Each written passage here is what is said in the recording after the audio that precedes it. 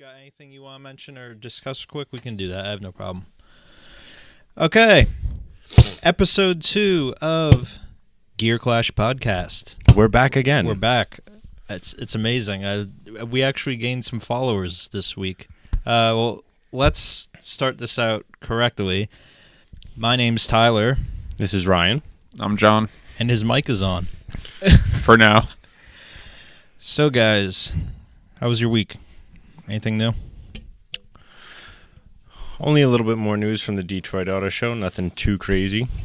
Nothing new at home, though? Just no new car shit with you guys? Nothing new? It runs. It runs, yeah. I'm a 10 millimeter down. Yeah, nothing new with me, really, this week. The only thing I did was get a quote on a new intercooler, because this is for the Starion. That thing's got basically eBay quality intercooler. I think eBay would be an upgrade. Okay. It's just a closed off cheese grater. Wow, that's harsh. No wonder they melted a piston. But the intercooler in that thing right now is it can get the job done, but I'd like something better. And I contacted Treadstone, and they have one that's popularly used. It's like a TR8. It holds up to 500 horse, because that car, the way it is now, is like 380 horse. So right now it's 0 horse. Yeah, right now it's 0 horse. A lot of people will actually use that intercooler on 2-liter A4 and A5 builds on the B8 platform. Oh, that's good to know. Well, definitely hold up to my 30-year-old Mitsubishi then, probably. I also don't think they'll run as much boost as you will. Oh, yeah, I'm only gonna run 25 once in a blue moon, and most of the time it'll be like 18 pounds. That's what you're saying now. You hit 25 one time. Let's try 30. Let's try the other 3 pistons. Well, hey, I got another set of stock pistons, but that's not gonna do me any good when I board over. But yeah, not to get off topic. That's all I've really looked at, and I gotta do maintenance on the BRZ. It's due for oil change. I'm like a couple hundred over. I need to order AMS oil. That's what I've been putting in that thing lately. But other than that, not much really. I'm just looking forward to spring coming around, because it's been nice the past few days. It's been like 50 plus degrees, 40 plus degrees, and I'm just like, okay, come on, springtime. I want to bring out the Trans Am again, and I want to get this Starion running and have fun. I'm sick of this snow. You've only had the Trans Am away for a couple weeks. I know. A month, honestly, but I miss it. As much as it is weird to hear me say that because of the Starion I like so much, but okay. Let's go into the news. So this one kind of hits a little close to us. I want to start out with this one. Everybody who lives in New Jersey or lives near the state knows of Englishtown, and they always they do the Toyota Summer Nationals for drag racing around like every May or April, I believe. And they also have, numerous other events, like they do drifting on their road course and stuff, and they do like what's the Volkswagen Auto show? Waterfest. Waterfest and spring and fall show and go. But yeah, they do a lot of automotive stuff in New Jersey. They're like the king of automotive events in New Jersey, probably. And they just announced this past week they're getting rid of the drag strip.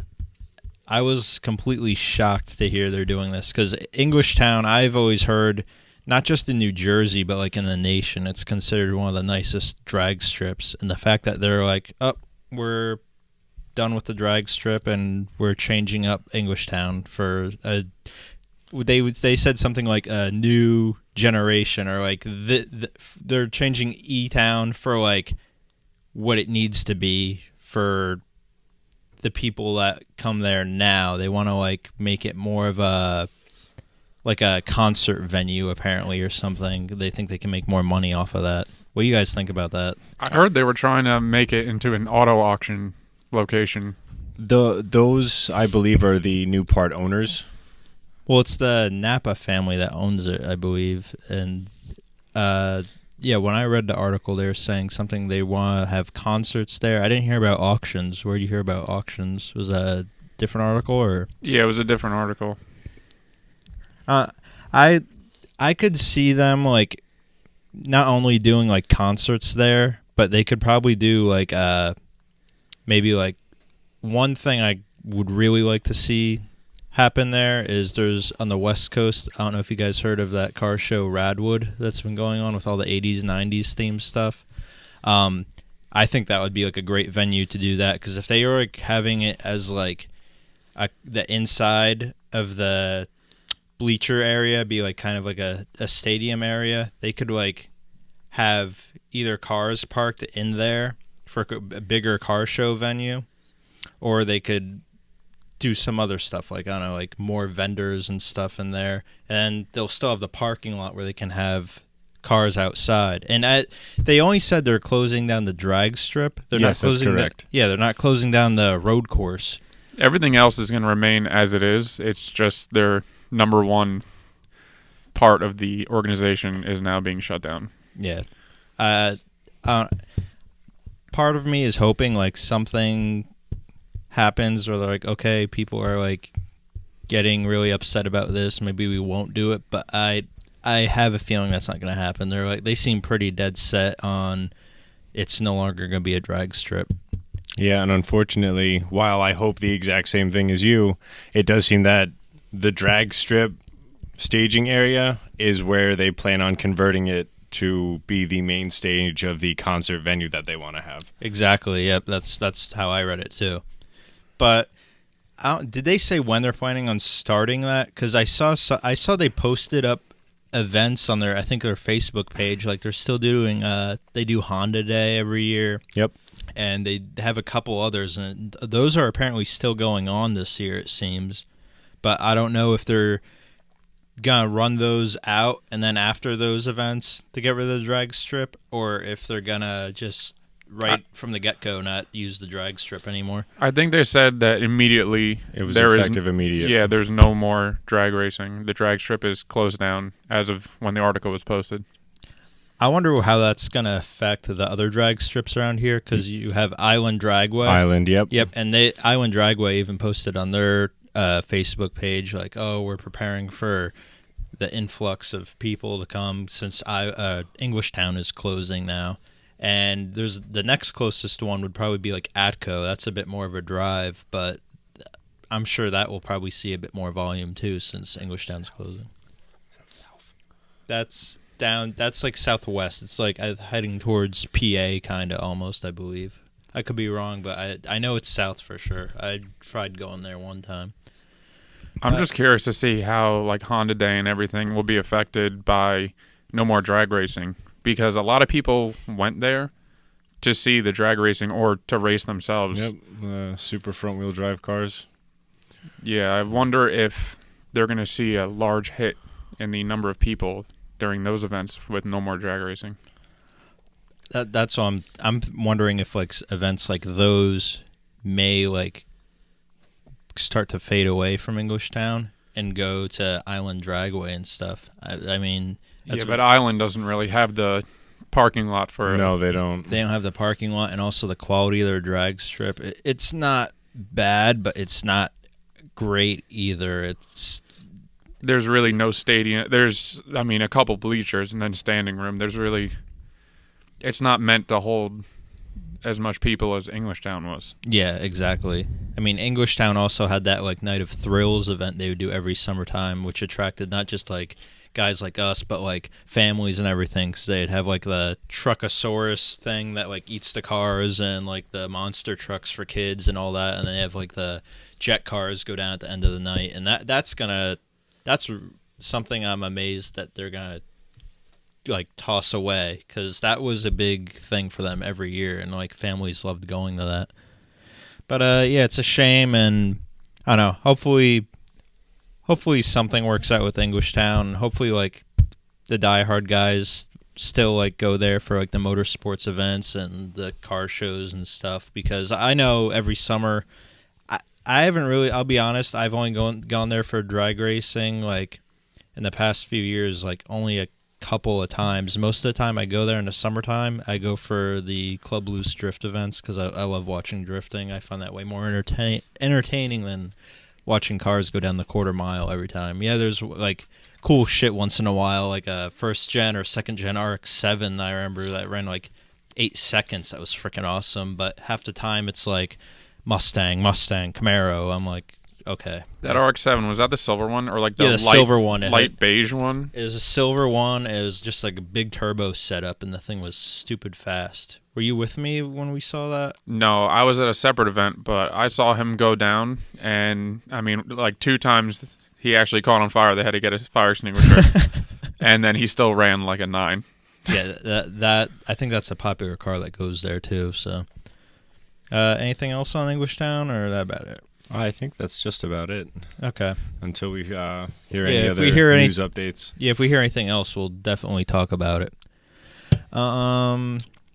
So another thing in the news was the Acura Type S line is coming back after about 10 years, because the last car was the TL Type S, I believe, wasn't it? That had the Type S? 06, I believe, was the last year of the Type S. Okay. I think this is good because right now, like, I don't mind what's the 4-door Acura has now? They have the TLX. Yes, the TLX. TLX. I like that.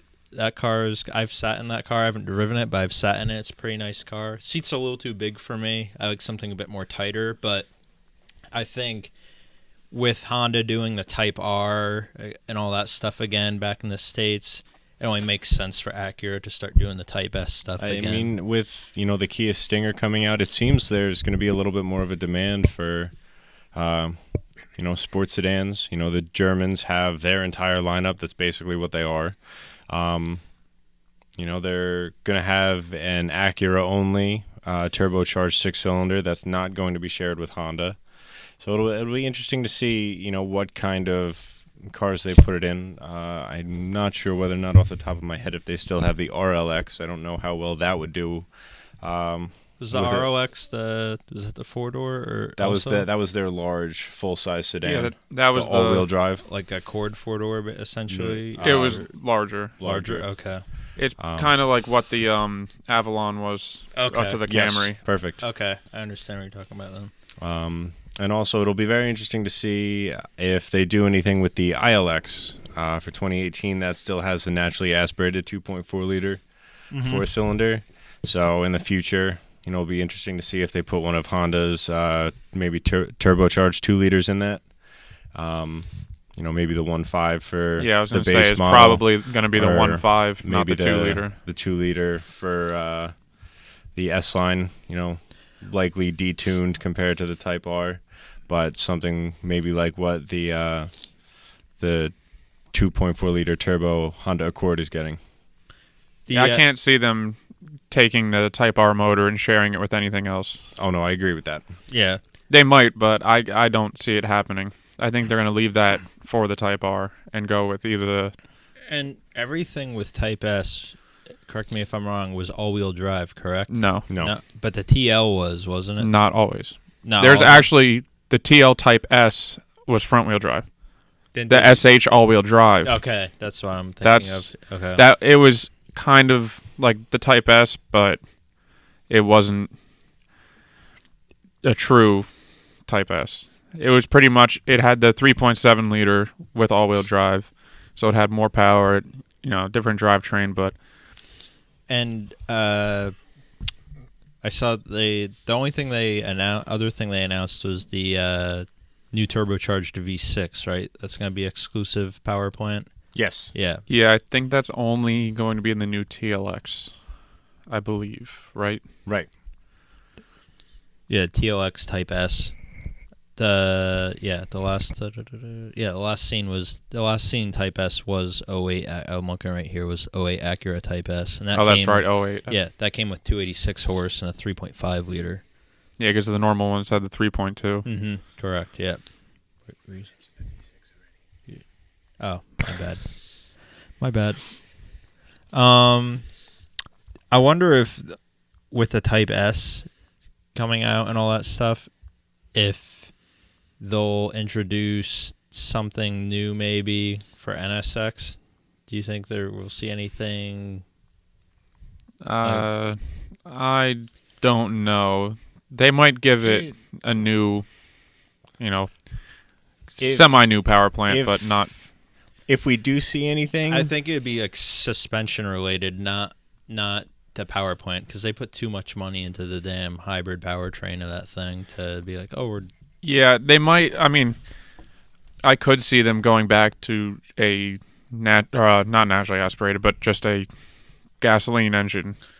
Well, But I don't. They might get rid of the hybrid part, but those cars would sell so much better if they got rid of the hybrid part. well, you Like, probably, it would drop it off to, base GTR price range. Exactly. Of around, between $90,000 and $110,000, somewhere in that area. yeah, because the true NSX fans don't really want a hybrid. yeah. They would love the V6 twin turbo, but they would not. They'd rather not have a hybrid, even though it drives great. From what I hear, If they did do something relative to creating a Type S trim, I would expect to see it when they do their first major round of updates or facelift. Okay. The current NSX, which I believe has been around for a couple years now. I think 15 was the first I year. believe so. The first production year. Let me see. I think it was actually 16. I could be wrong, but that car was literally in development for like 8 years. Yeah, what was it, like 10 Super Bowls ago? They had the commercial we with saw Jay some- Leno. Yep. Yeah. And they were saying, oh, I remember it was originally going to be a NA car, just no hybrid. Yep. And then it went through so many changes that they got to what they're at now, which is the hybrid powertrain. But The one thing that I would love to see in the new NSX would be Honda's first V8. And that would be something cool. As much as I'm sure we'd all love to see that, It's not going to happen. The likelihood of that happening is so impossible, especially since Ford put a twin-turbo V6 in their newest GT. Yeah. Well, But it would be cool to, break the norm of what everyone's. I completely agree with everyone's going with smaller motors, lower displacement, and more fuel efficiency. yeah, And then look at Porsche, for example. Everything's 3-liter turbo. And look at the Macan they have. That's a 4-cylinder 2-liter turbo. And everybody's going smaller display. Like we discussed the other week, smaller with turbos. They're smaller displacement with turbos is what everybody's doing. Yep. yeah, like the new XC90s from Volvo. The top model is a 4-cylinder turbo supercharged plug-in hybrid. They got rid of the 5-cylinder, the T6. Well, they didn't get rid of the T6, but no more V8, which is, as you know, I'm disappointed in. I actually did my first PDI on a 2-liter turbo Q7. And it went nowhere. It actually drove better than I was expecting it to. No, it was very impressive. How much does that thing weigh? Did you know? A lot. Yeah. I drove the 2-liter turbo in the Macan the first time. I mean, it's all right. I like the way they sound and stuff, but like compared to everything else, I put my foot down. I'm like, I'm going, but I could go faster. Okay, but yeah, back to Acura, the Type S coming back. I hope that does well for the brand. I just hope they don't abuse the S line in a sense of like, we're gonna throw it on Type S crossover, Type S SUV. Like That's what everyone's doing. I know that's what everybody's doing. That's what I'm worried about. Because, BMW started putting the M package on the X5s. You get an M badge. You get an M badge. Yeah, they sell it over the counter. Would you like an M badge with your new purchase of a 128? Sir, we changed your oil and we added an M badge for you. Can I just get a 235i and just an M badge for like $50? Yeah, sure. No, sorry. If you want the M badge, it's another $50,000. You don't get any of the features. You just get the badge, and you got to put it on yourself. Half the people buy like an M car, for example, or they buy like a 235, for example, and then they get all the stuff to make it look like an M. And with the money they spend on doing that, it's like you probably could have only spent a few grand more and had an actual M. the same goes with AMGs. People do whatever they can to make them look like a real AMG, but you can tell it's fake when you look at how many tailpipes there are coming out of the back. I was just gonna say that cracks me up when you see like the old not old, but the E90s and the E46s that people try to make look like M's, and then you look at the back and it's got the exhaust on the one side, and you're like, yeah, nice try.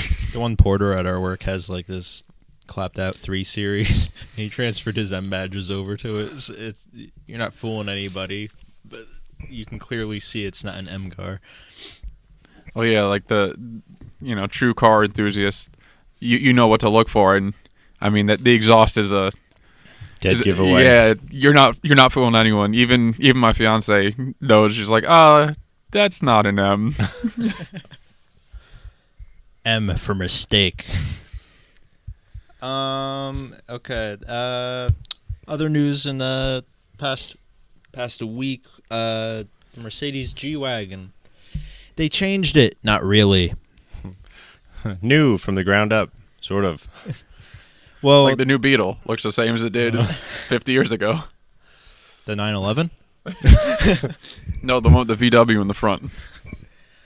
But yeah, the G-Wagon now. They changed First, I don't want to say first, but an entire redesign from the ground up in 40 years since it was first debuted. Yeah, like it's the first like redesign, but let's be honest, you see it and you're like, that's a G-Wagon.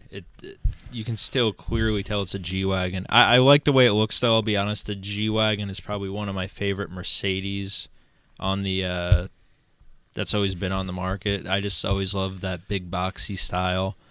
The thing is though, half those cars that get sold, they're not like taken off-road or anything, because that's what I would do. Half of them are just small cruisers and are bought by the Kardashians and never used to their full potential.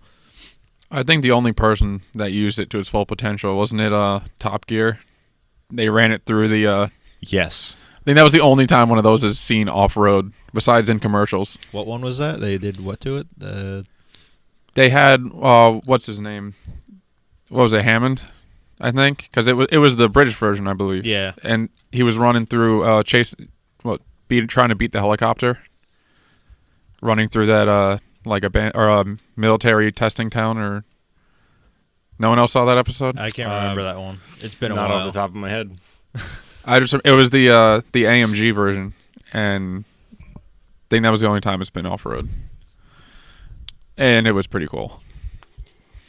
But yeah, one of the things they changed on the G-Wagon now, and it's probably one of the biggest things, and it's probably one of the things that will upset people that are into off-roading more than anybody, is they got rid of the solid front axle now, and they have the independent front suspension now. And then another thing they changed, I was reading, it has the 4-liter V8 twin turbocharged in the G550, and they don't know what the AMG version is going to be like, but I'm wondering if they're still going to do the V12, because they've only had the V12 in the States now for like, I think 1 or 2 years. Apparently, I think they actually sell them like a decent amount, that they've continued making them. But I've heard like the amount of power you get with the V12 compared to the 63, which is the V8, isn't even worth it, because it weighs so much more. You might as well just get the 63 and flash it. Yeah. Well, that's obvious. But I don't know, what do you guys think of the G-Wagon? Are you for it, or I mean, at the same time, I could care less. I'm probably never gonna buy a G-Wagon, but However, if someone came up to me on the street and said, "Hey, you can have this," sure, yeah, I take it, I drive it, enjoy it, no problem. You, John? I would drive one. I don't know if I'd own one. Mm-hmm. An older one, I would consider if I had enough money to blow on it, but a new one I'm not too fond of. And yeah, just to go over again, another thing they have is a new 9-speed automatic gearbox, new transfer case, and it's 154 pounds lighter. So all your groceries will now make up for the weight. Yeah, exactly. That's it for the G-Wagon. Another article. Ryan, you mentioned this one to me. Ferrari. Actually, that was John. Was that you, John? Yeah. My bad. Ferrari is planning on bringing electric supercar to the market. This was and possibly an SUV. Yeah, both of those are a bit of a shocker to me. Nice. What are your guys' opinions on that? Here, 1 second. Let me just get them out of here real quick. I mean, as far as the SUV, I really like what Lamborghini did with theirs, so I'm very interested to see what Ferrari can pull off. I'm going to agree with you on that. It'll be interesting to see if they just go right ahead and make the SUV hybrid too, or if they, keep it simple, maybe use the turbocharged V8 out of the California or the 488. I'm sorry, what was that for the SUV or? Yeah, the SUV. Yeah, for the SUV, if they're the potential SUV. The potential of them making it hybrid or just keeping it strictly dead dinosaur powered. Well, I'm amazed that they confirmed plans to bring an SUV, because I remember right when what was it? I want to say like 4 years ago, they're like, we're dead set against doing SUVs. We're not going to do that. But now, I don't know. Like, I feel like they're I think the last manufacturer that isn't doing an SUV besides, Bugatti and Aston Martin. Yeah, but well, yeah, that's like a very niche market, those ones too. And I could see Aston Martin doing an SUV. I completely agree with you. Yeah, that's like Maserati doing an SUV. Yeah, look at Bentley. Which looks stunning. Look at the Bentley. I think that the Bentley Bentayga, in my opinion, is one of my favorite SUVs on the market right now. But what you got a smirk right? Yeah, we see that smile. What? No, just it's a Touareg. No, in the manner that you said that, you speak as though you've put quite a number of miles on one to get to that point of appreciating it so much. I see that. No, I just see them around Greenwich a lot, and I think styling wise, they're the best looking SUV. I haven't been in one, but styling wise, I like the way they look, and they're huge compared to the other SUVs on the market too. And what were you saying? I believe in the article, though, when touching on the SUV, they did say they were doing what it took to stay relevant and what they needed to. Well, I was reading here, they were saying they want to try to beat Tesla to bringing their Roadster to the market in 2020. So I guess they would probably want to try to get something by 2019, fully electric. Maybe they could do it. That's going to be a lot of overtime. Yeah. And a lot of recalls.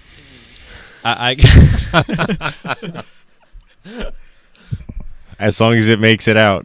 Well, Ferrari is already bad with electrical buttons and everything. And I know Maseratis and stuff. That's a huge complaint of Maseratis. People that hate all the switches and everything. It's kind of they're just throwing there. Put the buttons there. Don't worry about it. Da da da. But they give you a box with all the buttons. You gotta put them wherever you want. It's fully customizable. You can put the paddle on the left. You can put the paddle on the right. You cannot put the paddles on at all. We'll probably forget them anyway. But I'm curious if they're gonna do paddles, actually let you control gears, or if it's gonna be just drive and go. And this is the Ferrari, the electric Roadster. Car. Yeah. Well, they're saying they wanted to get their car out before Tesla's Roadster that's coming out. Who knows? I just meant the Roadster competitor. Yeah, the Roadster competitor, exactly. But I think at that point it's going to have to be so integrated it's not going to be necessary, and there's just going to be a whole bunch of throttle settings and the transmission's going to shift accordingly. I'm wondering if Like an Accord. But I'm wondering though if it's gonna be, they say electric supercar, but I'm wondering if it's gonna be an actual two-door sports car or if it's gonna be. I feel like you can call every Ferrari almost a supercar, maybe except like a California or something. But like I'm wondering if it's gonna be something four-door possibly too, like a sedan, high-performance sedan to like compete with Porsche has the Mission E coming out too. I think they're going to eventually go with a 2-door version and then a 4-door version. I'll agree with that, John. Yeah, I could see them doing something very high-end on the electric side and then trickle that down into their four doors and possible SUVs if they decide to do that. But I don't know. It's gonna be weird seeing Ferrari, I think, with a SUV. I'm more shocked about the SUV honestly than the electric car, but it's gonna be shocking seeing them with both of those in their lineup. I'm excited. I mean, I would never be able to afford one. No. I would never be able to afford one, but I would really like to see Ferrari put out this SUV. Oh, I actually am thoroughly excited to see what Ferrari would come up with as an all-electric car. It'll probably be like the LaFerrari, just, tweaked for fully electric. Oh, yeah. Right, but the LaFerrari was the least, I guess you'd say integrated, or the least. It was still primarily using that V12 it was the least hybrid assisted system out of the P1, the 918, and the LaFerrari. The LaFerrari. The LaFerrari used both all the time. It was hybrid and gas. You couldn't use one or the other. It wasn't a fully gasoline powered car, and then it would switch over. They both assisted each other constantly. Yeah, but what they mostly used them both together for was like for the power more than say the efficiency, and they wanted like you're not getting much efficiency at a 950 horsepower.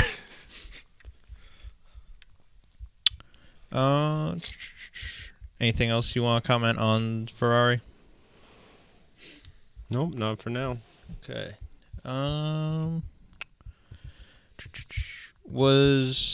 Did you guys want to get into the main topic? Yeah, let's go for it. Okay. This week we decided to do a main topic.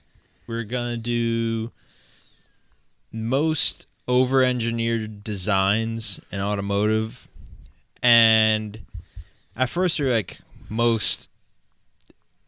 It's weird. You can say like it's so over-engineered that's unreliable, or just high maintenance. Or what were you thinking? This is a horrible design. Yeah, but let's We're start. using this one as up to interpretation. Yeah, like some people might be like, "Oh, that's a great design. That's a great." Well, if it has all these, what it does is amazing, but it has all these flaws. I don't know. I think that takes away from it kind of a bit, like of how good the design is, even if it was used for a while, which we'll hear about in one of the ones I picked. You want to start, Ryan, with yours? Sure. One, especially if you're into European cars, this is absolutely notorious.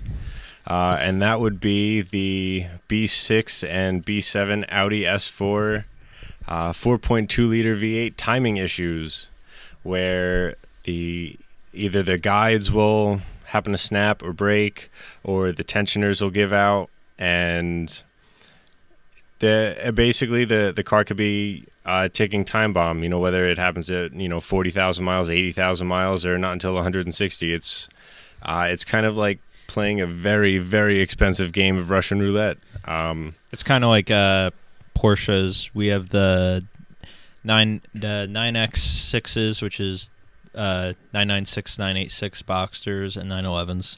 and the first gen 997s, not as much, but some of them had the IMS bearing issue. It's like a similar thing where it's like everybody who buys one wants to know, like, oh, was IMS bearing done? Because it's like a ticking time bomb, apparently. But I don't know about the Audis, but like the Porsche IMS issue, it's kind of blown out of proportion. Everybody like hears it on the forums, so everybody thinks like every single car is gonna like blow up at X thousand miles, where some cars go on well over 100,000 miles with no issues. Is the Audi issue like kind of like that a bit, or? There are some cars that there are absolutely no issues, but it is a very, very real issue. Okay. Yeah. There's no overwhelming evidence to point it towards any one thing.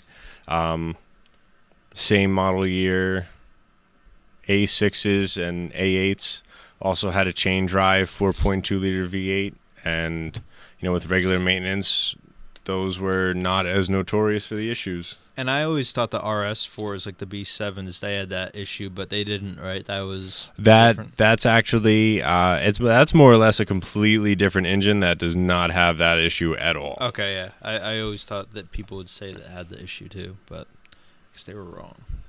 But did you see that issue a lot at work, or? I saw it plenty of times. And then in other situations where if one of those V8s has to get torn down and the timing chains do get removed, any tech that I've ever met would always heavily recommend that all of those components be replaced. There are even some aftermarket companies heavily involved in the Audi and Volkswagen scene. They actually make upgraded. Does an APR do a thing, or that I'm not sure. I do know JHM does an upgraded timing chain kit. They also do a set of the cam adjusters as well, which is another somewhat of an issue on those as well. Okay. Yeah, Porsche's their V8s right now have a cam adjuster issue. It's actually the second time they've had the issue, and we have that. The recall now either has... Is that the 4-liter hot bank turbo? Or? No. It's the last generation V8 that was in the Cayennes and Panameras. The camshaft actuators. Typically, if the bolts have sheared, customer gets the car towed in, the thing's sputting and puttering and everything, and what happens is the bolts shear off in the actuator, go down to the bottom of the oil pan. You got to pull the head off. You got to replace the actuators. Depending how many you replace depends on if both banks are sheared or not. I've only had ones where it's like the driver, like the passenger side bank has had the bolts shear off.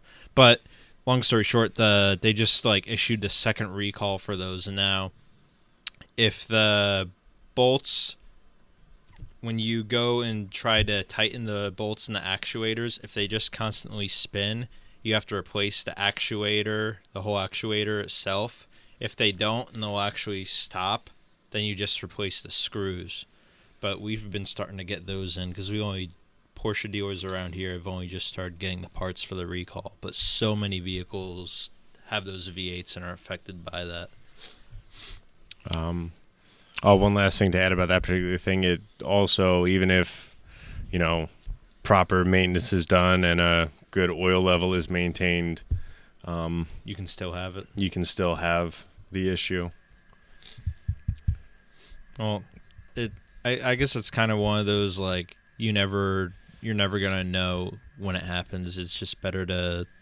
Yep, it's just one morning you're gonna start it and you're gonna hear that rattle. With the guide rails, did they change like the material on those? I can't remember. Not. Or is it just newer guide rail? It's probably just a newer guide rail. I don't entirely know what, or if there is a superseding part to replace the original ones. I would imagine so. I don't know if there was one made to specifically fix the issue. Do you want to go around, or you want to do your other one you had too? My other one is not too long. Yeah, go ahead.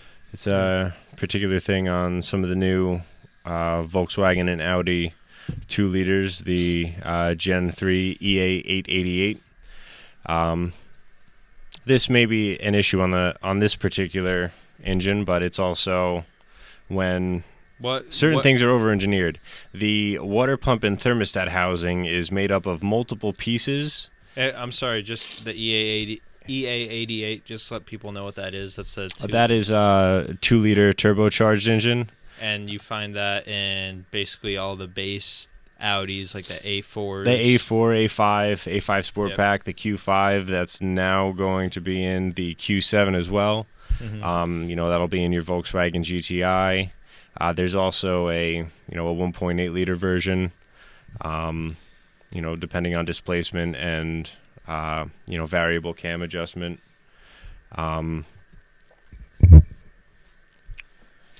And then you'll have your high output versions in the Audi S3 and then the Golf R. Okay. But, get back to what you're saying, though, then. The water pump and thermostat housing it's made out of plastic. Yeah. It's driven off of the balance shaft by a belt.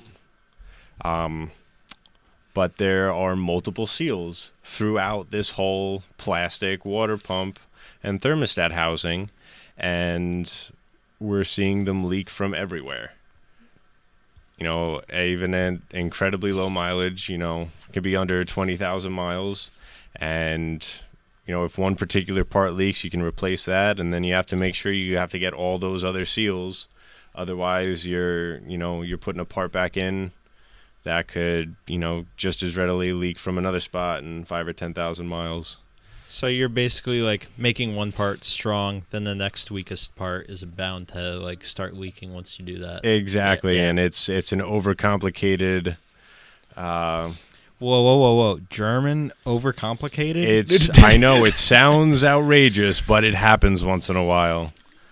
Everyone's big on thermal efficiency now with how fast they can warm up the engines to get emissions down, but also to warm up the cabin as quickly as possible in the winter.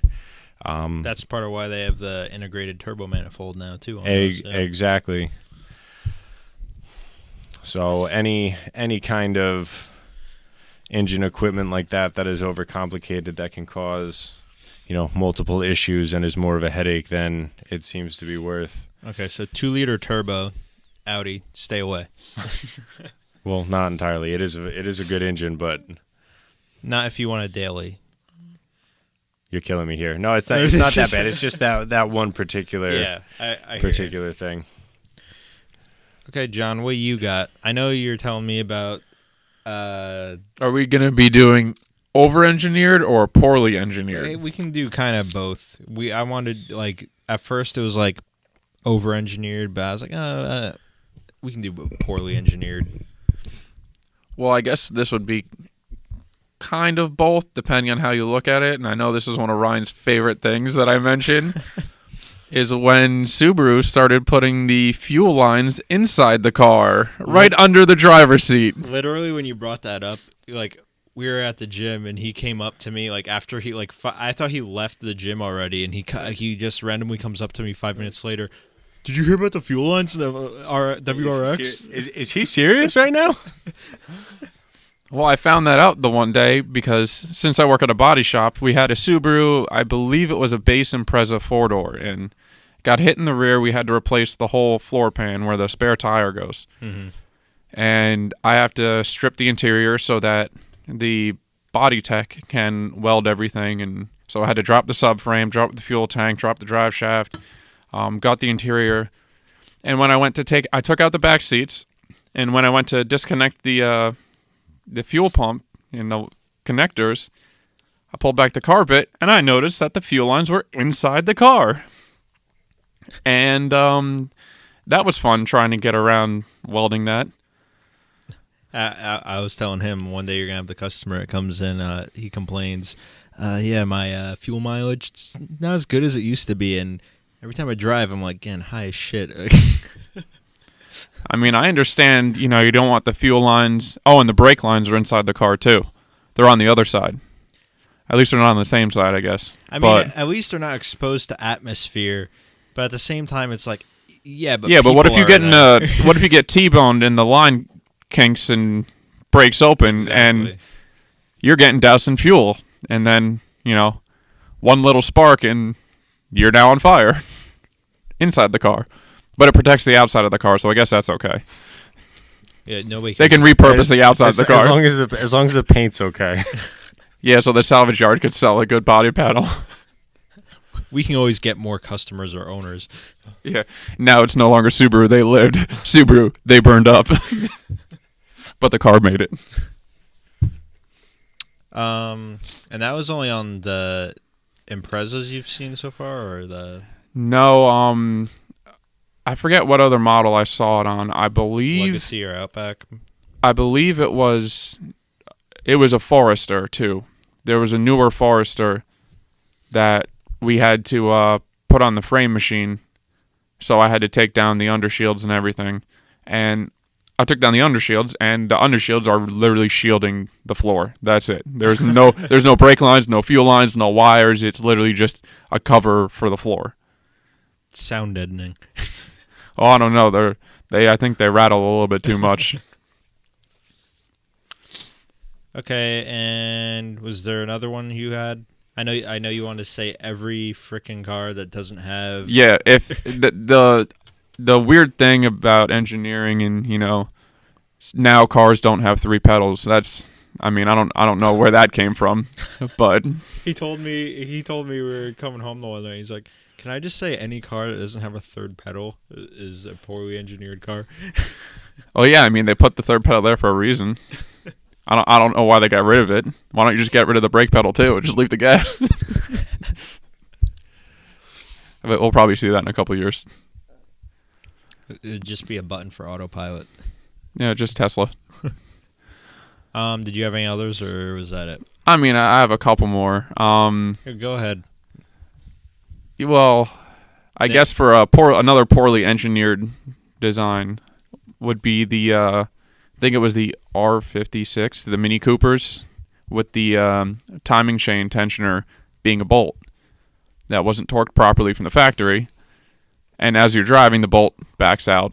Which, as the bolt backs out, starts leaking oil, backs out some more. Your timing chain no longer has tension. So not only are you grenading the engine from the timing belt side, but you're also losing oil. So it's just, I don't know why they decided to do that. And I believe there was a bunch of recalls, and they kept upping the torque spec, and it wasn't enough. Someone correct me if I'm wrong, but I believe they did 3 or 4 updated torque specs until they finally got it goot and tight. Okay, guys, we're just stripping it now. Just weld the damn thing. Tight until it goes loose and then back half a turn. Yeah, you got to get it goot and tight. You got to get a German torque spec. You don't want it a Russian torque spec broken off. And you had one more? Yeah, this one hits close to home. It's a Volvo port design with the all-wheel drive Volvos. The older, well, not older, but the from 2003-ish to 2011, I believe, with the hull deck systems between the transmission and the transfer case, or the angle gear. Instead of having one male spline and a female spline, they have 2 male splines with a collar connecting both of them. That collar does not hold power well. So if you don't change the fluid, or rust starts to develop, and So if you live in the Northeast or you don't maintain your vehicles. yes, so 95% of the people. Yeah, the collar will strip out. They made that the weak part, so you don't lose a transmission or your transfer case. Problem is, when the collar strips out, usually it takes out the splines on either the transmission or the transfer case. So the weak part they made actually destroys other parts too. And my friend and I have taken apart a few high mileage S60Rs and V70Rs, and you split the transfer case from the transmission, and the collar is stripped, and one of them, both the transmission and the transfer case, had stripped splines. And that's a very expensive fix, and you're going to be permanently front-wheel drive unless you spend an insane amount of money. Unless you go to Harry's You Pull It. Oh, This podcast is not brought to you by Harry's You Pull It. We just like going there. yeah, well, you're not finding the parts at Harry's You Pull It yet. Okay, yeah, those are good ones. I'll go on mine now. When I showed Ryan, I showed you this one too, I believe, but I showed him this. He's like, what the hell is that?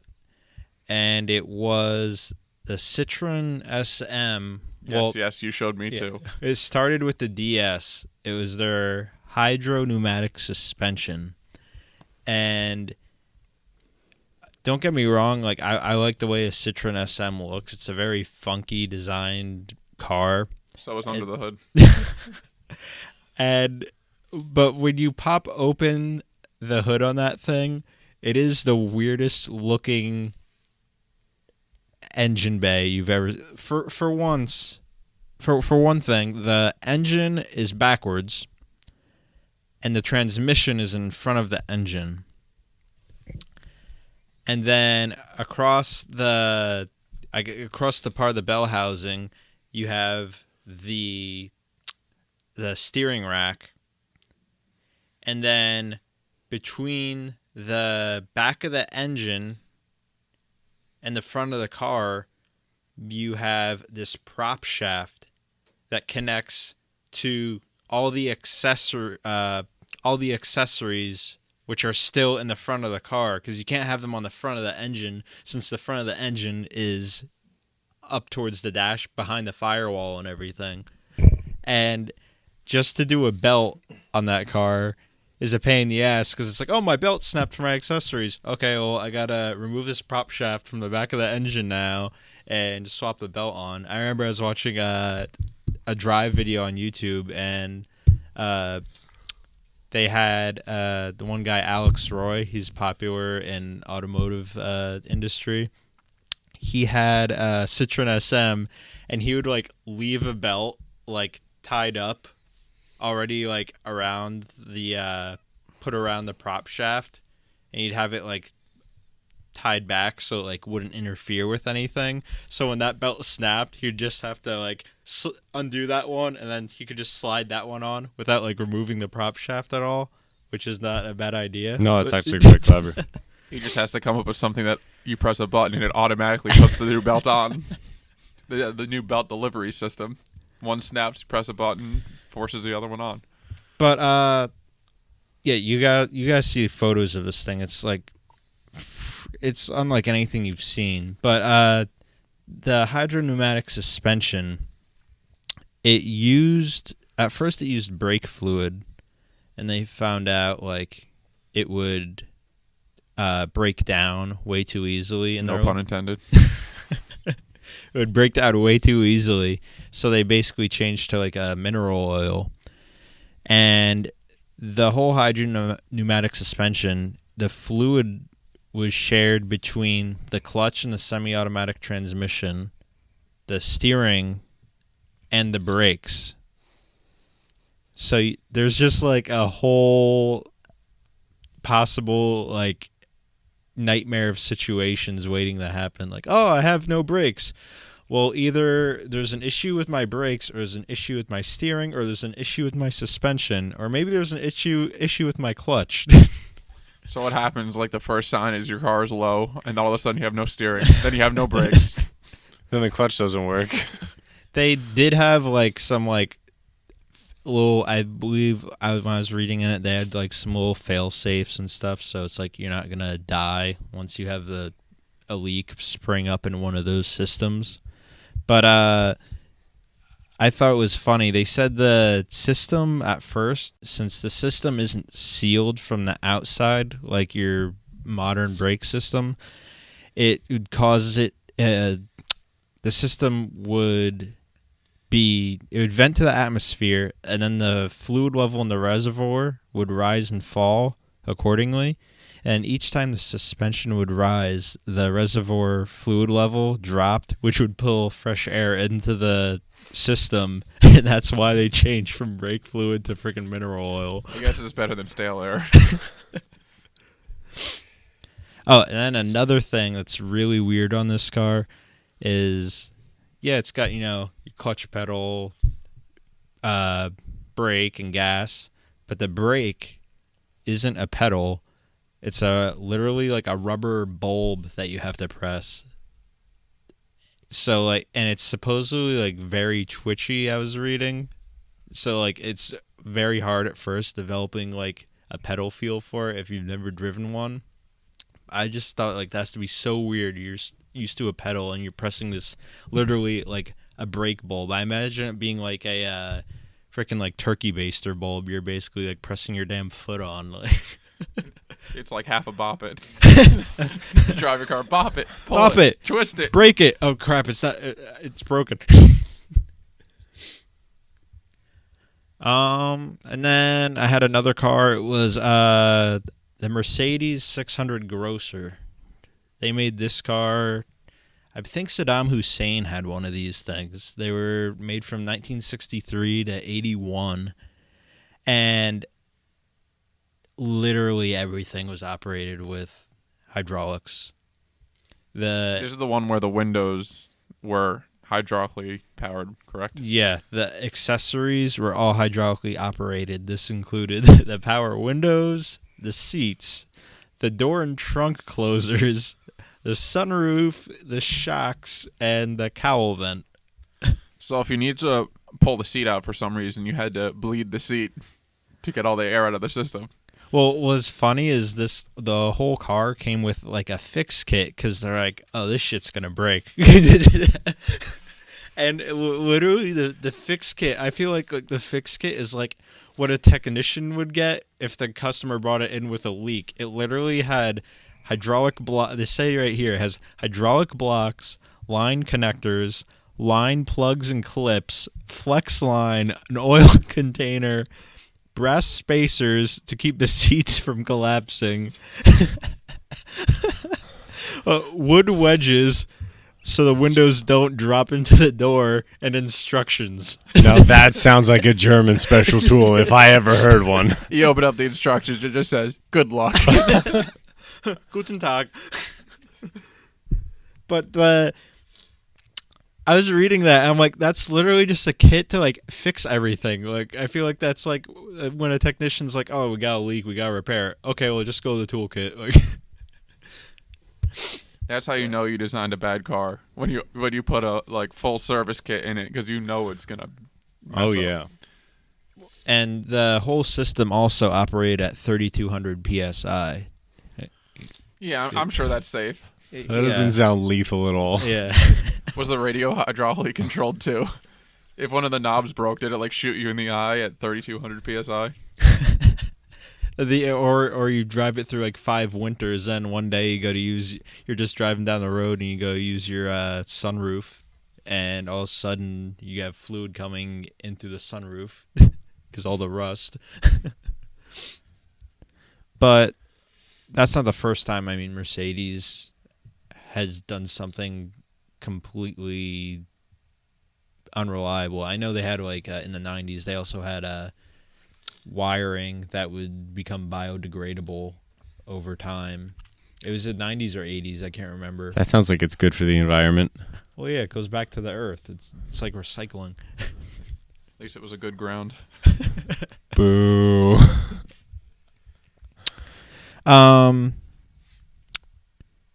That was pretty much it for it.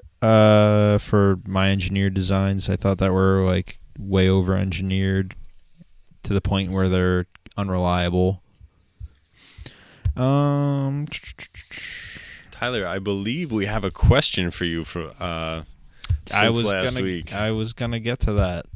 Was that on the Facebook or was that on the Instagrams? I believe that was on SoundEngine. SoundEngine. SoundEngine. SoundEngine. Sure. We host a podcast on SoundEngine. We know the server that we hang out. We know the service that we host it on, and we're proud to be a podcast that's a part of SoundEngine.com. We just like making fun of Ryan. Not SoundEngine.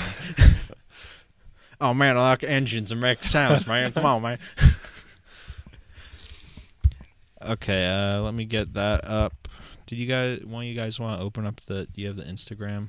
I think we had a question on there from our good friend Marlon. Let's check.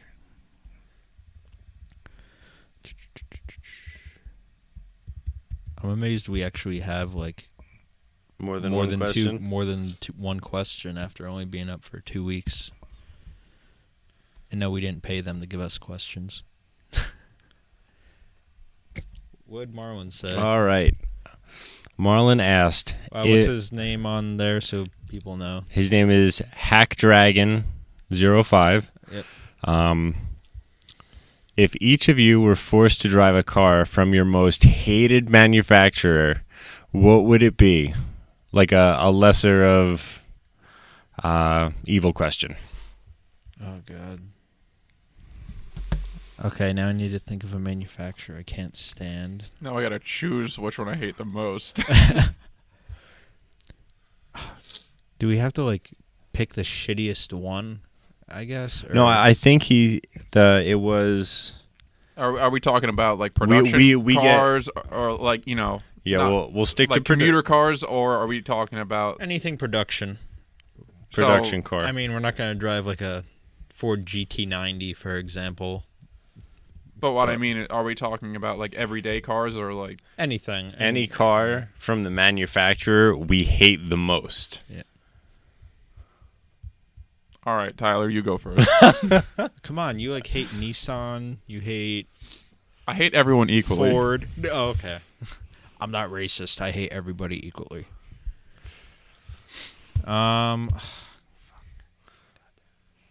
Okay. Come on, Tyler. This is so hard. Okay. Bueller. Manufacturer. I hate them. God. I never had to. Do you have one, Ryan? I was just about to say, see, now John and I are laughing, except neither of us probably have any idea either. Oh, my God. We can edit this out. See, Hyundai. Does Hyundai have anything? There's nothing I really hate from Hyundai. I mean, Kia. See, I think we should stick Oh, here we go. I got one. Oh, I got one. He's excited. Chevy Blazer. Okay, it has to be a manufacturer we hate. Yes. Okay, I guess I kind of hate Mitsubishi now, so I'm gonna use this one. Does that work? Yeah. Sure. Because they don't Survey make anything. says. They don't make anything great that I like right now, and it's a shame. Well, they have the Outlander Sport. I mean, come on. You've seen the commercials. It's out on the side of the road. I remember last year I was at the New York Auto Show, and I was at the Mitsubishi section, which looked like a display for like dishwashers, like And air conditioners. Like the year before that, every car was white, so it looked even more like that. But I saw the Mitsubishi Mirage, and I sat in that thing, and it was like the most basic of like basic cars I've ever been in, and I just wanted to drive it to beat the shit out of it. That they have like a 3-cylinder in them that makes, I don't even think they make 100 horsepower, maybe like 110. Let me see real quick here. Mitsubishi Mirage. Yeah, I think it's like the cheapest car you can buy currently in the U.S. market. And yeah, they're just over a liter. They're like a 1.2 liter. Oh no, here they go. 1 liter, 68 horsepower. So yeah, I think I'm gonna go with that. And then they got a 1.2 liter here also. They say we're 1193 cc's. So yeah, 1.2 liter. That makes 77 horsepower and 74 pound-feet of torque. Let's not get crazy now. But I would like if I was actually tossed the keys on one of those, I would like daily that, just like to beat the shit out of and everything. But yeah, I have to say, like, for Marlon's question, Mitsubishi Mirage would be my choice right now. Okay. All right. See, I'm gonna stick to like everyday commuter daily drivers, nothing like sporty. Just Yeah, because that's right. It's not. A Mirage is a little too sporty. Yeah, but what I mean is, like every manufacturer, even if you hate them, there's one car that you would drive, but it wouldn't be that bad. But Right. I think we're gonna make it a little more difficult and keep it to just dailies that Okay. I would definitely have to say Nissan Versa. The Note. Okay. That's actually, I think, the cheapest car in America. My bad. Yeah, the Versa. Okay. I'm not gonna lie. My friend has one. That thing it's 15. It has manual locks, manual windows, manual transmission. It's like literally And no owner's manual. yeah, it's the most basic car, but I would have to say I would drive that every day. That thing, like, you could beat up, and it's pretty decently reliable. Is that CVT or is that stick? That No, one? his is It's 5-speed. They make them CVT too, don't they? Yeah. Yeah. Okay. I respect that one. We could get all these cars real cheap and do a demolition derby. They'd be great for that, probably. We'd all probably die, but Yeah, more or less. Well, no. If you're in a Subaru, you would, because the fuel lines would be inside, and then if anything combusted, it would happen all inside the interior cabin. yeah. You got to make the everything. The firewall is actually to protect the engine from fire. It's not to protect you from fire. It's to keep the fire inside the car. Let's Okay. hear it, Ryan. All right. See, now you guys have both given excellent examples, and I still can't particularly think of one. Fiat. Fiat. I have no particular reason to actually hate Fiat, though. Yeah, I kind of like Fiats. I mean, Especially yeah, I like- the 70s Fiats. I mean, like... Talk I like- about unreliable, but they're cool. I know Adam Hove from Shifts and Grins. He has a Fiat 500 Abarth, and that's probably the only Fiat I like. That and the 124 Spider. That's like their whole fucking lineup. Like I could never see you in an L pop.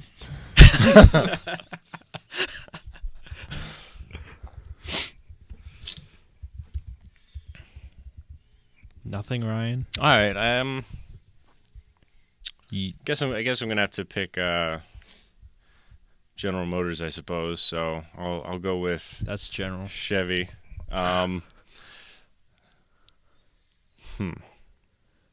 For going daily drivers, so you know what? It is Chevy because of those stupid "this is not a real actor" commercials. I hate those. Oh, I was gonna make that a whole episode. I wasn't gonna make. I was gonna make Chevy commercials a whole entire episode. Oh, like, we extend will. it. We are A absolutely 3 hour. We're gonna make that its own. We will definitely make that its own separate episode. But that is exactly what I am picking right now. Yeah. If that's the case, But wait, you just hate Chevy because of those ads? It's mainly that one guy, yeah. and then they get these real people, not actors. Yep. And there's that one commercial. The girl sits in the car. This feels like a really reliable car. How would you know? It's a brand new car, and you probably know nothing about cars. It's 100 lit AF poop emoji. Yeah, and then the emoji commercial, like you said, oh my god! Like I actually want to turn off the TV and go to my local Chevy dealership and slash every tire. But then I think probably none of them are going to run in a day, so I don't have to do anything. Well, they have that new commercial now where they're like sitting in the middle of the highway. I'm like, oh, it's probably a Chevy broke down in the middle of the highway. Yeah, So they're have you used ever to- broke down in a situation like this? Yeah, in my Chevy. Okay, so but what car? What car? Do you really hate Chevy though? You're hurting Tyler's feelings. I can see it a little bit. It doesn't really bother me, though. As Tyler goes upstairs crying. But just so you know, I don't give a shit about my Blazer. I just beat that thing into the ground. It's like a dirty old whore. I think if we're doing nonchalant daily drivers, I would definitely probably take a Chevy Volt. I think the taillights look cool. That's okay. Until the battery dies and you're crawling through the Or back there's- seat to or try and there's the access Spark. the battery. There's the Chevy Spark. That's too. the smaller one, yeah. Yeah, and that's like all electric, that one, and they just stopped making that too, I believe. Okay, you want to do the Volt? Yeah, or the Corvette Grand Sport, you know. Whoa, Either or. Whoa! That's like 0 to 100, like two totally different things. Listen. What's wrong with the Grand Sport? Nothing's wrong with the Grand Sport. He's saying he would drive one. I absolutely would drive okay. one. Okay. But He did not say the most hated car from the most hated manufacturer, just The most hated manufacturer. and then we could pick any car. I thought it was like Wrong. okay. I did it like the shittiest car from your. Most That's hated your loss. I'll drive. I'll Okay. pass you in my Grand Sport. Okay. I know I want a Nissan Versa and that's bad, but you wanted a Mirage.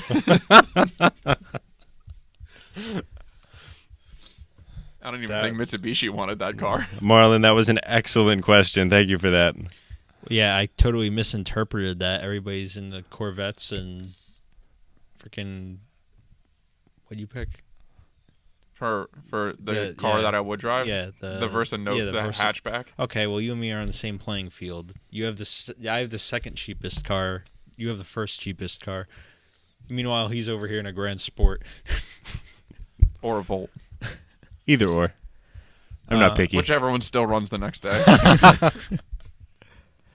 Okay, I'll go to, I believe it was Gio's question. He asked us. Shout engine. There you go. Okay, Gio, good friend of Ryan and Ryan's, and I met through Ryan. He listened to the last episode and had a question. He said, "Hey guys, cool stuff. I have a question for the Trans Am owner, me." Alicia. I knew you were going to say that. I knew you were going to say that. I literally read your mind. Okay. Question for a Trans Am owner that maybe you guys could address in a future episode.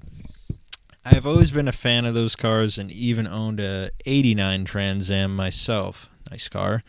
Up until recently. But the LS1 cars were always what I wanted. Why would you want anything else? The question is, what are your favorite and least favorite things when it comes to owning one? Well, let's see. I've owned this car for call it 7 years now. And honestly, in regards to the whole powertrain and everything, it's bulletproof. Like, everybody knows small block Chevy, they can go forever. And what's so great about that car is you can make plenty of power with it. There's a huge aftermarket because small block Chevys have been made for like 50 plus years, you know, so there's a huge aftermarket for it. They're easy cars to get power out of, and they're dependable too. Like I said, they're a very reliable engine. And they sound awesome.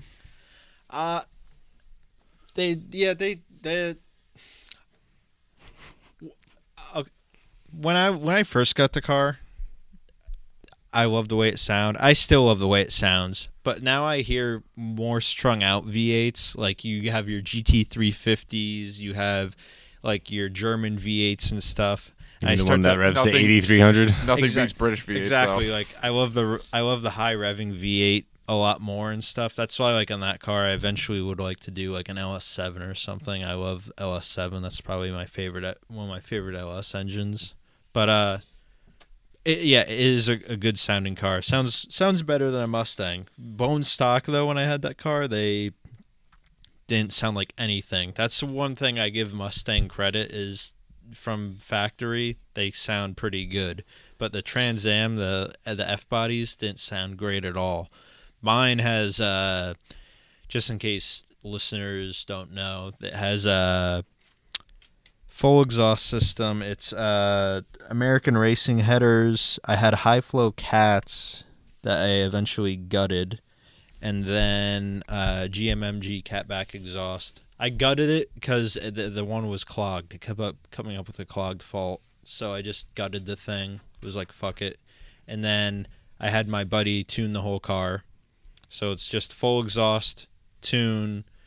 I had to put a wideband sensor in that to get it tuned. And then a couple years ago, 2014 is when I left, or 2013 is when I left for school, and around that time, the clutch pedal was going straight to the floor, had a leak in the hydraulic system.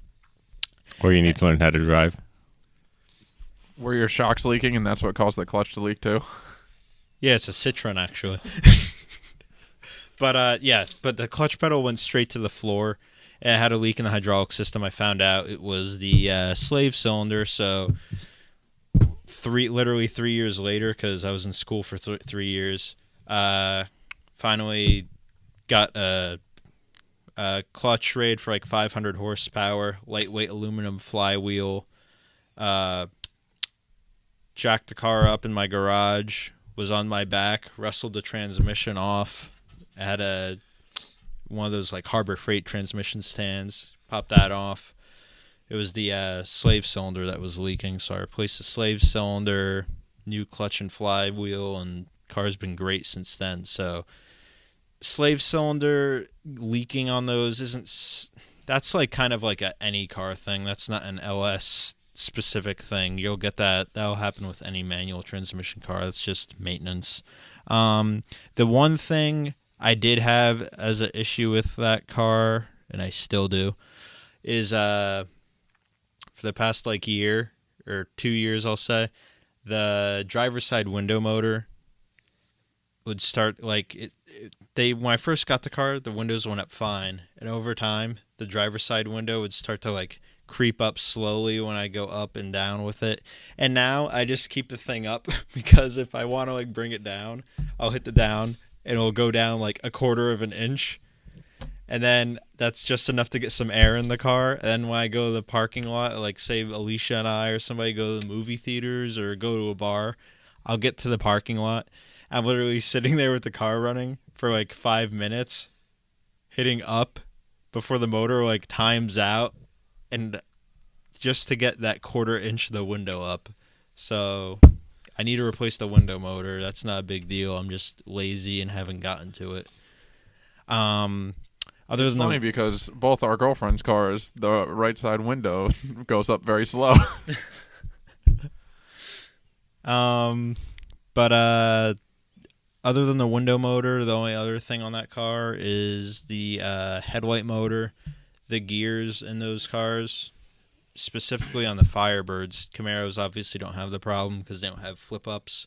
The gears in the window motors are known to strip, and what happens is like you'll come home one night, you'll turn the headlights off, they'll go down, and you'll hear the motor like grinding. It's grinding the gear away, and eventually the headlight will stop working, and you basically have to pop the headlight up, and then you pull the metal panel on the back of the headlight off, and you tear the motor apart.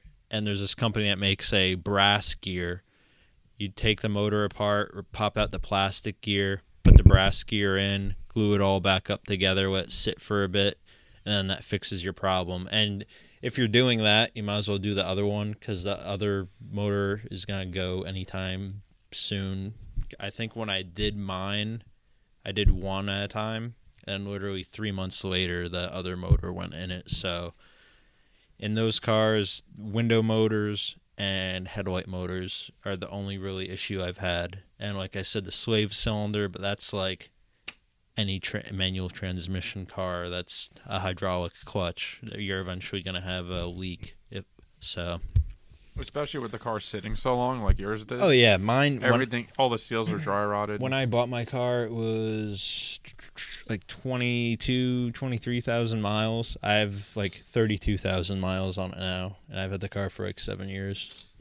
But then again, I only drive it in like summer through fall, basically a bit of spring, So, and this past was it you and me the past summer, John and I, we replaced the oil pan gasket in that because that started leaking a bit. That's not something to blame on the Firebird, though. That's just, like I said, like with the slave cylinder, that's like a normal car thing. And then the differential is like seeping a bit. I'm going to replace a seal in that. But overall, Trans Am LS1, any LS car is reliable, and it will not let you down for the most part. Anything else you guys add? I know you guys never owned an LS car, but I don't know if you have friends with them. I know, John, you had the one friend with the C5 Vet too, didn't you? The yellow one. Oh, Glenn? Yeah. Yeah. He, maintenance-wise or reliability-wise, I don't think he had many issues. He pretty much rebuilt the top end. I think he put Z06 heads on it. Upgraded the cam. Yeah, well, a lot of guys do with LS1s specifically is they throw the LS3 heads on them, and you get a little bit of a bump with those. Yeah, he's done quite a bit of work. I don't remember him having any reliability issues with that. Okay, yeah, that's what I figured. You had anything, Ryan, or? Nope, not on this particular subject. Okay. Thanks for a comment, Gio, and thanks for listening. We really appreciate it. Let me just check Instagram. Did we have any on Facebook? Marlins was on Instagram. I think we do have one on Facebook. It's this one, but my phone's at like 1%. Okay. That's your post, if you want to pull that. Yeah. Cragen McBride asked, and by the way, Cragen McBride, he's the host on Shifts and Grins podcast, which is probably one of the only podcasts that's slightly better than ours. The rest are far better. Cragen McBride asks, what are your opinions on the it was unveiled at Consumer Electronics Show recently, the all-electric C7 Corvette with a manual transmission. I have the article pulled up on this thing here. Well, you know my answer to that.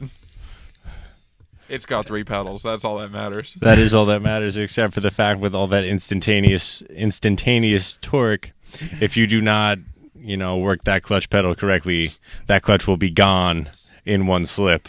Okay, well, how many people do you think are going to upgrade to straight cut gears, especially in low gears? Probably all of them. Or it'll be a recall and they'll put them in anyway.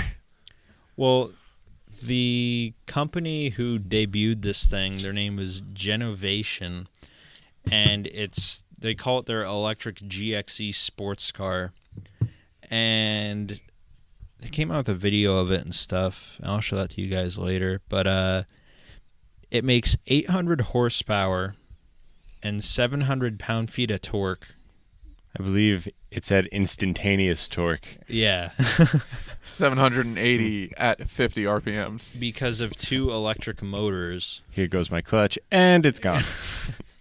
But it has an optional 7-speed manual or a standard automatic gearbox, and it tops out at 220 miles per hour.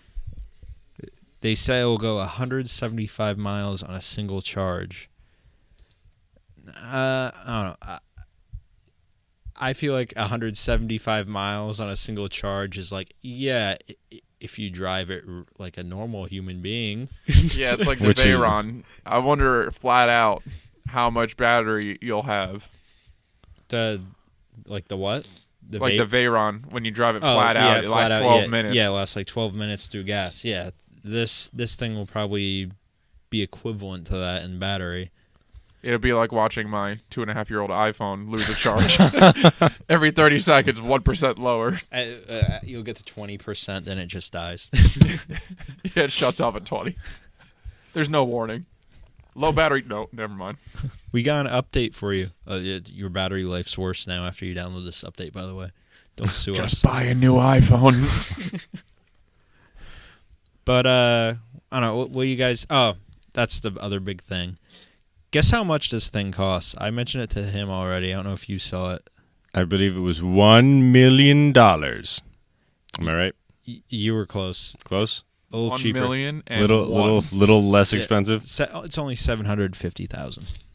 Oh, I'll just buy 2 then. Wait, how many colors are they offered? And I might buy 3. I understand, like, they put, like, electric motors and stuff in it, and it's, like, super fast, but I don't think that's worth... I can't... At the end of the day, you're still spending $750,000 on a Corvette. I'd rather have a 918.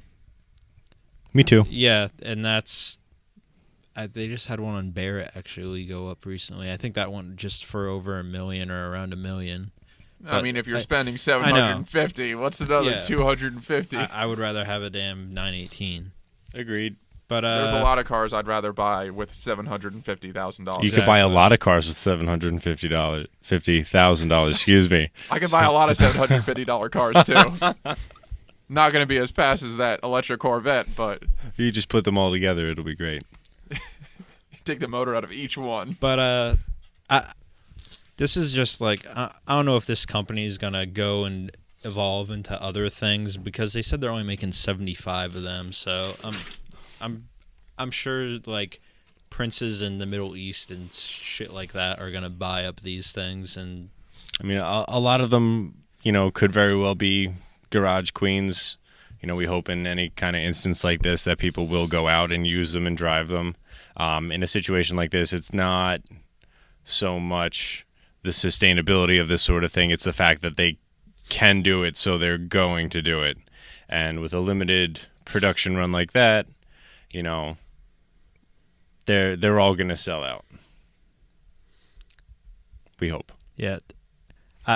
Chevy hopes. I'd like to see it compete against the Tesla Roadster when that comes out, though. See how well that does, because I mean that thing's freaking quick based on the video when they launched that thing. Agreed, or whatever hypothetical Ferrari hypercar they come out with. Yeah, it's definitely, as of right now, though, it's definitely going to be a very. You're not going to see these things a lot because they said they're like only making 75 of them, and who knows if they'll expand into other things down the road. Nope, but the results are bound to be shocking. Yeah. Overall, though, I love the performance of it and everything. But if I was given the choice of, say, a ZR1 or a new Z06 versus this, I would take the Z06 or ZR1. I need to have the engine and everything. I love the sound of a combustion engine. You don't like that quiet hum from an electric motor? You don't want to mash on the throttle on your Corvette and hear. God damn it! I should have low battery. But we just left the house 5 minutes ago. But yeah, overall, cool idea and concept and everything. I'm sure it's a blast to drive. But at the end of the day, I will still choose the gasoline engine. That's just how I am and how I've always been. But thank you again, Cragen, for the question. I really appreciate it. We only make fun of all these really nice cars because we know none of us can afford them, so we have to make ourselves feel better. I'll let you know, I had a Power Wheels at the age of 5 that I flipped over because I took it off-roading on a incline that was way too steep. Off-roading, I went off my curb. This was before autopilot Tesla accidents. I built a mountain in the sandbox. Let me check. I don't think we have any other questions. Let me check real quick here.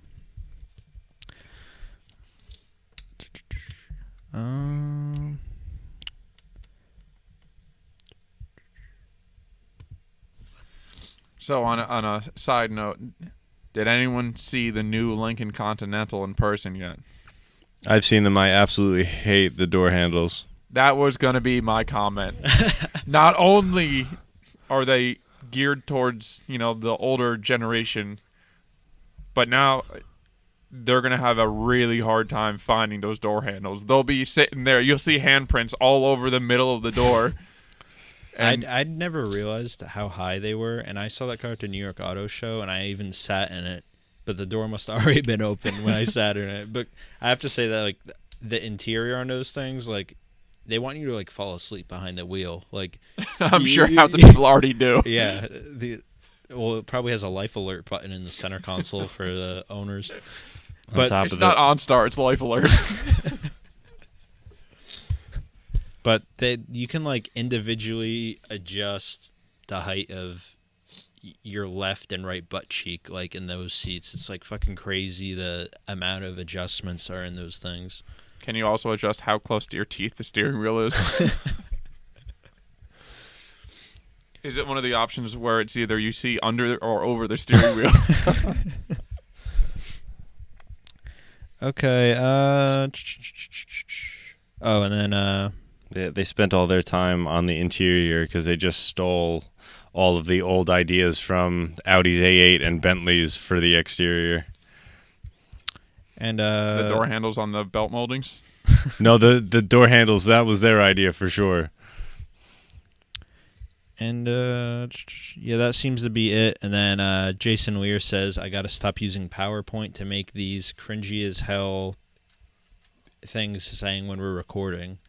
Literally, I made that at work while I was working on a car. I'm like, oh, crap, I forgot to make a post saying we're recording tonight. I literally... 20 minutes later, oh, crap, did I tighten those wheels? I said, he gave me too much credit. He said, you guys stop using PowerPoint. I'm like, dude, I went to Photos and hit Edit. But, yeah, that's it for the questions. Thanks again for anybody who gave us questions. Thank you for listening, or if you've listened this far to this episode. Follow us on Facebook at our Gear Clash page. Follow us on Instagram at Gear Clash. Follow me on Instagram at Hoosier Daddy RS. Follow John at John Agee on Instagram. Yes, Instagram. And then Ryan's on Instagram as Back to the drawing board with underscores in between all of the words. And once again, we will put links in the main Instagram page. Correct. And then if we're lucky, we won't forget them like we did last week. Well, I put them in the You mean post. Tyler forgot them. Exactly. I put them in the post. I can put them in the bio, though, for the page, too. But we're going to be doing one a week with this podcast, just so you guys know. We're going to try to put that... I put them out last week on Tuesday. I'm going to try to do Wednesday, because if we record Monday, for example, like we've been doing, I can only get it out on Tuesday every other week, because every other week I'm off on Tuesdays, so I'll try to do Wednesday.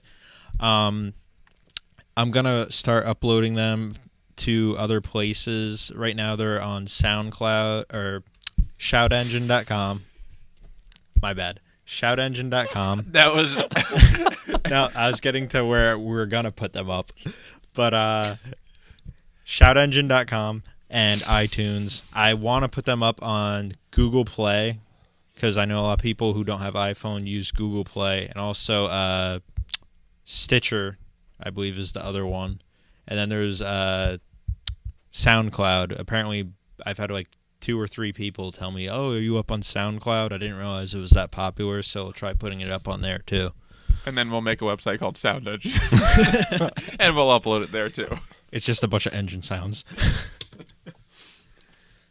This podcast is just going to be 1 hour of engine sounds. My favorite part was minute 45. But yeah, we're going to have host it up on those websites. As I said, right now we're only on iTunes and ShoutEngine. Thank you for listening, and we'll see you next week.